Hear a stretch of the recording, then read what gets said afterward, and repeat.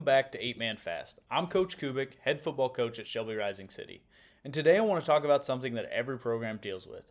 Whether you're coaching 8 man football or 11 man football, how do you teach those younger players your program? Every year we're going to graduate seniors. Every year new players are stepping into bigger roles. And one of the biggest questions coaches face is how do we get those younger players ready without starting over every season? I don't think the answer is having more meetings. I think the answer is building your program where your players are teaching the standard, where it's truly player led. One of the best compliments I think you can give a football program is this: the older players teach the younger players what the standards looks like. Because at that point, your culture isn't coach driven anymore, it's player driven. And that's when a program really starts to grow. Every player is watching. One thing I've learned is that younger players are always watching. They're watching how seniors practice, how they respond to coaching, how they celebrate success, and how they handle mistakes. And again, they're watching the same things through us as coaches. They're learning long before we ever sit down in a meeting room. As coaches, we teach the drills and the schemes, but our older players teach what it means to be a part of the program. The standard has to be visible. And I think one of the biggest coaching mistakes is making and assuming players know the standard. If you've never shown it, how are they supposed to know? And the standard has to be visible every day through you, through the seniors, through the older guys. And so those younger guys understand that. It shows up in how we warm up, how we finish drills, how we communicate, how we clean up after practice, how we watch film, how we treat teammates. The little things become the standard, and not because we talk about them, because we live them. And older players are going to have to own that.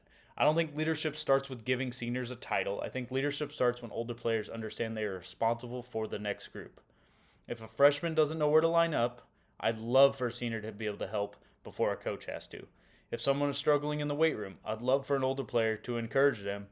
Those moments are going to matter, especially when it comes to those Friday nights, because players often hear things differently from teammates than they do from coaches. Repetition is going to build that culture. So you've heard me talk about a lot of repetition when it comes to football. This is also true when it comes to culture. One speech won't build it. One great practice won't build it. It's built by repeating the same expectations over and over and over again until they become normal.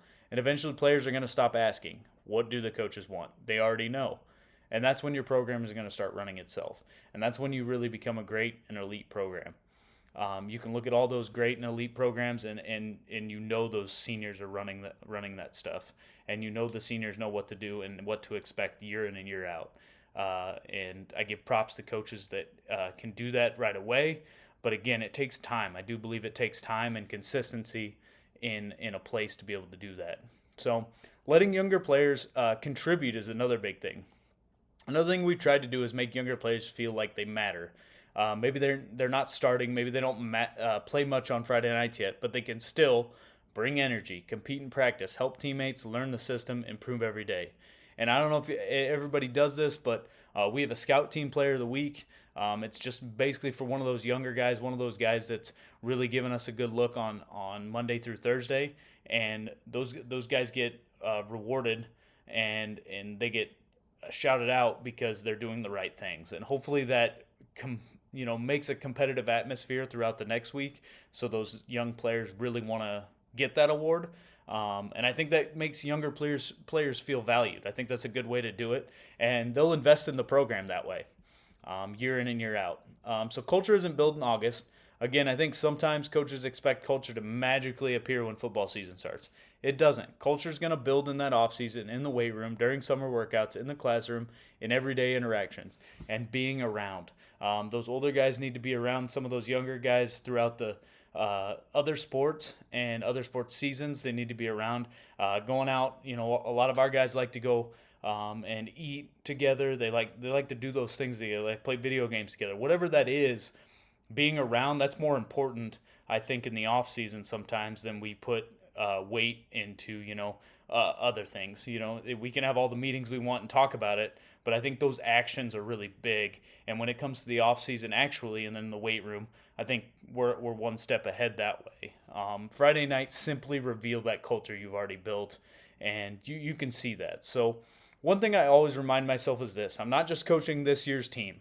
I'm helping build next year's leaders and the freshman who's learning today. So, again, that freshman that might not be able to help this year, understand in 2-3 years he's going to be leading that program, and what do you want him to understand? What do you want him to have it look like? What do you want him to be proud of for the program?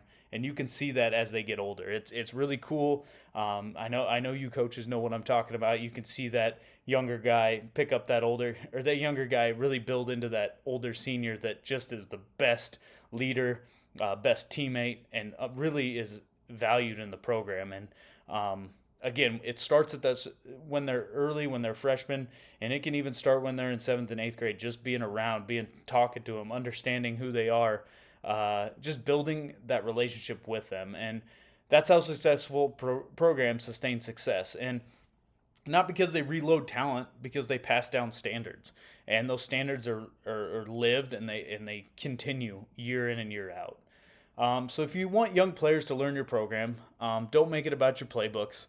Make it about the people. Build leaders who teach the standard. Give younger players opportunities to learn, and repeat your expectations every single day.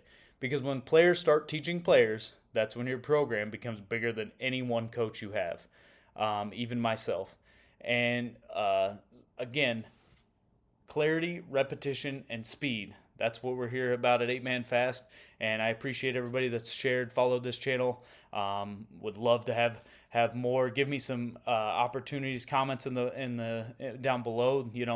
Hey, I'd like to see this video. I'd like to see this video. We're really trying to put out some content that you can really build off of and take to your program, and one that's not just fit for one program. And look forward to talking with everybody.